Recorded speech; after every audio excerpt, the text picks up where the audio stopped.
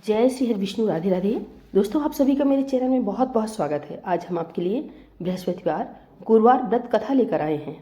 तो कथा पूरी सुनिएगा और अच्छी लगे तो प्लीज़ लाइक, चैनल को सब्सक्राइब जरूर कीजिएगा। भारतवर्ष में एक राजा राज करता था। वह बड़ा प्रतापी और दानी था। वह नित्य गरीबों और ब्राह्मणों की सहायता करता था। यह बात उसकी रानी को अच्छी नहीं लगती थी। वह न ही गरीबों को दान देती थी और न ही भगवान का पूजन करती थी, और राजा को भी दान देने से मना किया करती थी। एक दिन राजा शिकार खेलने वन को गए हुए थे, तो रानी महल में अकेली थी। उसी समय बृहस्पति देव साधु के वेश में राजा के महल में भिक्षा मांगने के लिए गए और भिक्षा मांगी, तो भिक्षा देने से रानी ने इनकार कर दिया और कहा, हे साधु महाराज, मैं इस दान और पुण्य से तंग आ गई हूँ। मेरा पति सारा धन लुटाता रहता है। मेरी इच्छा है कि हमारा सब धन नष्ट हो जाए, फिर ना रहेगा बांस और ना बजेगी बांसुरी। साधु ने कहा, देवी तुम बड़ी अजीब हो। धन संतान तो सभी चाहते हैं, पुत्र और लक्ष्मी तो पापी के घर भी होने चाहिए।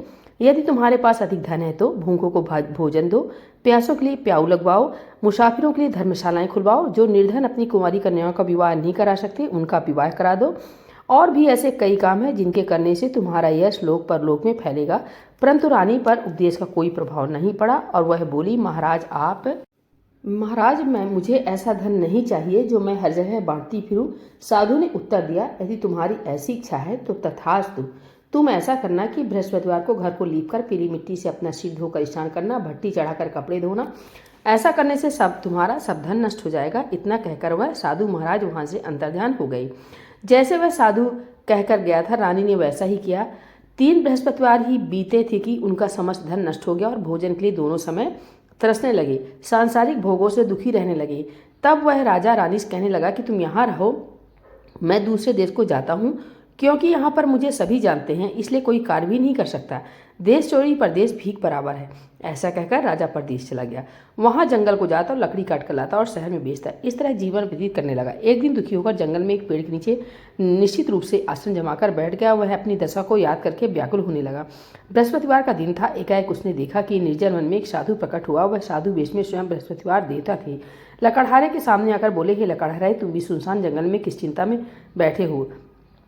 लकड़हारे ने दोनों हाथ जोड़कर प्रणाम किया और उत्तर दिया, महात्मा जी, आप सब कुछ जानने वाले हैं, मैं क्या कहूँ। यह कहकर रोने लगा और साधु को आत्मकथा सुनाई। महात्मा जी ने कहा, तुम्हारी स्त्री ने बृहस्पति के दिन वीर भगवान का निरादर किया है, जिसके कारण रुष्ट होकर तुम्हारी यह दशा कर दी। अब तुम चिंता मत करो, मेरे कहने पर चलो तो तुम्हारे सब कष्ट दूर हो जाएंगे और भगवान पहले से भी अधिक संपत्ति देंगे। तुम बृहस्पति के दिन पाठ किया करो। 2 पैसे के चने मुनक्के मंगवाकर उसका प्रसाद बनाओ और शुद्ध जल से लोटे में शक्कर मिलाकर अमृत तैयार करो। कथा के पश्चात अपने सारे परिवार और सुनने वाले प्रेमियों में अमृत व प्रसाद बांटकर आप भी प्रसाद ग्रहण करो। ऐसा करने से भगवान तुम्हारी सब कामनाएं पूरी करेंगे।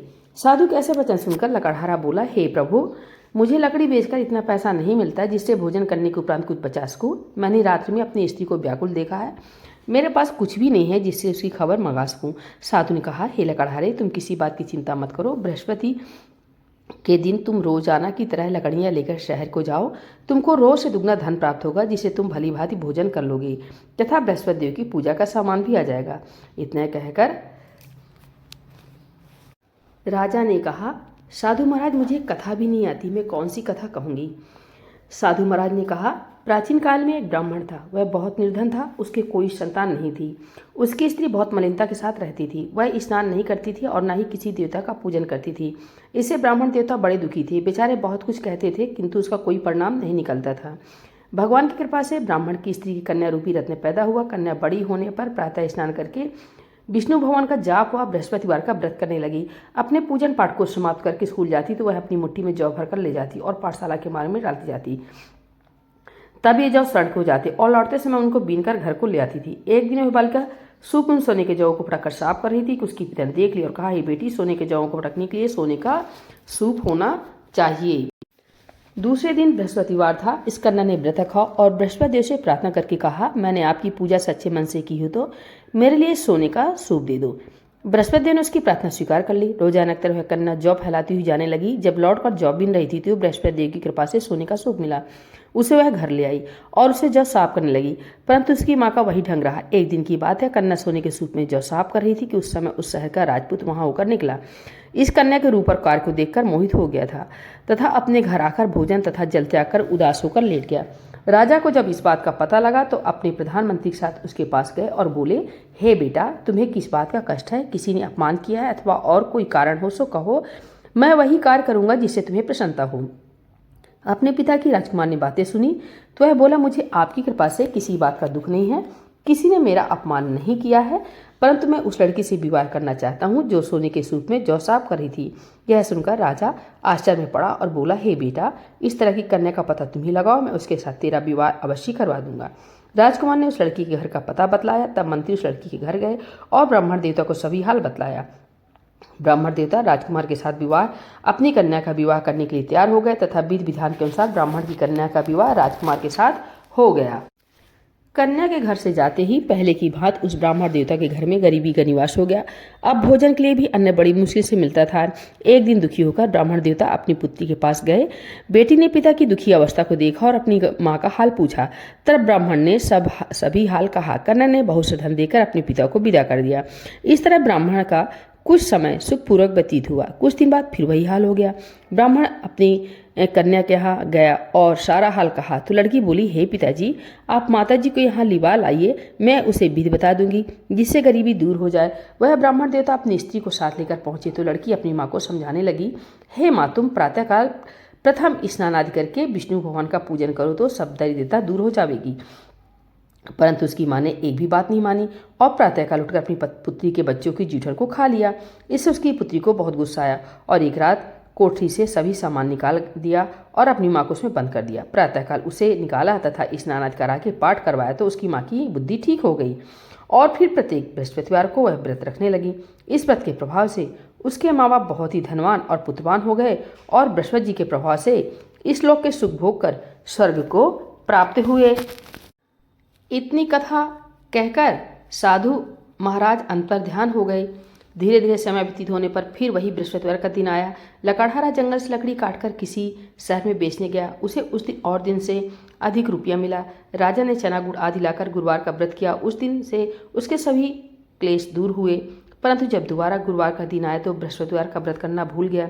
इस कारण बृहस्पति भगवान नाराज हो गए। उस दिन से उस नगर के राजा ने विशाल यज्ञ का आयोजन किया तथा शहर में यह घोषणा करा दी कि कोई भी मनुष्य अपने घर में भोजन नहीं बनावेगा और न आग जलावेगा। समस्त जनता मेरे यहाँ भोजन करने आवे।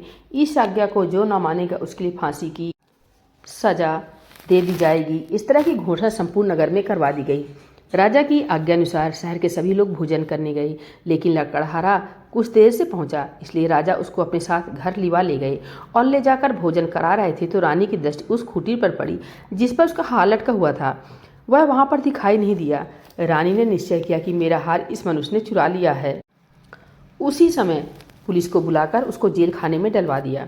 जब लकड़हारा जेल खाने में पड़ गया और बहुत दुखी होकर विचार करने लगा कि न जाने कौन से पूर्व जन्म के कर्म से मेरे लिए दुख प्राप्त हुआ है और उसी साधु को याद करने लगा जो कि जंगल में मिला था। उसी समय तत्काल बृहस्पतिदेव साधु के रूप में प्रकट हो गए और उसकी दशा को देखकर कहने लगे, अरे मूर्ख, तुमने बृहस्पति देवता की कथा नहीं करी, इस कारण तुझे दुख प्राप्त हुआ है। अब चिंता मत कर, बृहस्पतिवार के दिन जेल खाने के दरवाजे पर 4 रुपये पड़े मिलेंगे, उनसे तू बृहस्पति देव की पूजा करना तो तेरे सभी कष्ट दूर हो जाएंगे। बृहस्पति के वार के रोज उसे 4 रुपये मिले। लकड़हारे ने कथा कही। उसी रात को बृहस्पति देव ने उस नगर के राजा को सपने में कहा, हे राजा, तुमने जिस आदमी को जेल खाने में बंद कर दिया है वह निर्दोष है, वह राजा है, उसे छोड़ देना। रानी का हार उसी खूंटी पर लटका है। अगर तू ऐसा नहीं करेगा तो मैं तेरे राज को नष्ट कर दूंगा। इस तरह राज्य के सपनों को देखकर राजा प्रातःकाल उठा और खूंटी पर हार देकर लकड़हारे को बुलाकर क्षमा मांगी तथा लकड़हारे को योग्य सुंदर वस्त्र आभूषण देकर विदा किया तथा बृहस्पति देव की आज्ञानुसार लकड़हारा अपने नगर के लिए चल दिया। राजा जब अपने नगर के निकट पहुंचा तो उसे बड़ा आश्चर्य हुआ। नगर में पहले से अधिक बाग, तालाब और कुएं तथा बहुत सी धर्मशाला, मंदिर आदि बन गए थे। राजा ने पूछा, यह किसका बाग और धर्मशाला है? तब नगर के सब लोग कहने लगे, यह सब रानी और बांदी के हैं। तो राजा को आश्चर्य हुआ और गुस्सा भी आया। जब रानी ने यह खबर सुनी कि राजा आ रहे हैं तो उसने बांदी से कहा कि हे दासी, देख राजा हमको कितनी बुरी हालत में छोड़ गए थे, हमारी ऐसी हालत देखकर वह लौट न जाए, इसलिए तू दरवाजे पर खड़ी हो जा। रानी की आज्ञा अनुसार दासी दरवाजे पर खड़ी हो गई और राजा आए तो बांदी उन्हें अपने साथ लिवा लाई। तब राजा ने क्रोध करके अपनी रानी से पूछा, क्या धन तुम्हें कैसे प्राप्त हुआ है?